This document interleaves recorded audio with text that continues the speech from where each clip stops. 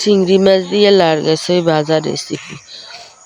এই জায়গার মধ্যে একটা কড়াই বসা দিলাম, পরিমাণ মতো তেল দিই, কাঁচামরিচ আর পেঁয়াজ দিই।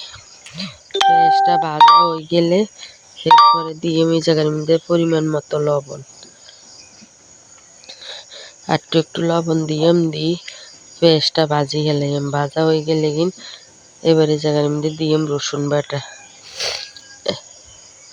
হাফ চামচের মতো রসুন বাটা দিয়ে এরপরে হাফ চামচের জন্য কম একটু আদা বাটা দিলাম। বাটাটা দেওয়ার পরে এগুলারে ভালো করে ভাজি নেওয়ার পরে জায়গায় চিংড়ি মাছগুলা দিলাম।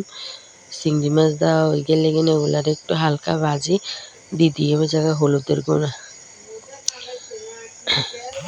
1 চামচের মতো হলুদের গুঁড়া দিলাম। দেওয়ার পরে এগুলারে আবার ভালো করে একটু ভাজি নিয়ে আরও কয়টা কাঁচামরিচ দিলাম।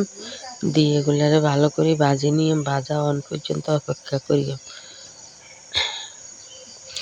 ভাজাটা হয়ে গেছে, এবার নারকেল সইগুলা দিলাম। দেওয়ার পরে এগুলারে আবার একটু করে লাড়ি সাড়ি ঢাকা দিয়ে রাখি দিয়ে ঢাকাটা উল্টাই। আর এই জায়গা দিয়ে একটু নারিকেল বাটা দিয়ে দিলাম।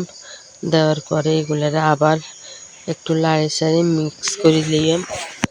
আমি শ্বাসের লাই কথা কইতাম হারি না, কয়দিন জ্বর ঠান্ডা, এটার লাই একটু সমস্যা হইতেছে বয়স দিতে।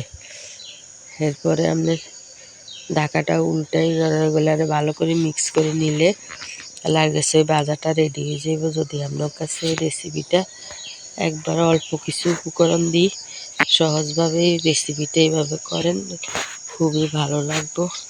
একটা লাইক, কমেন্ট, শেয়ার, সাবস্ক্রাইব করে দিয়েন। আসসালামু আলাইকুম।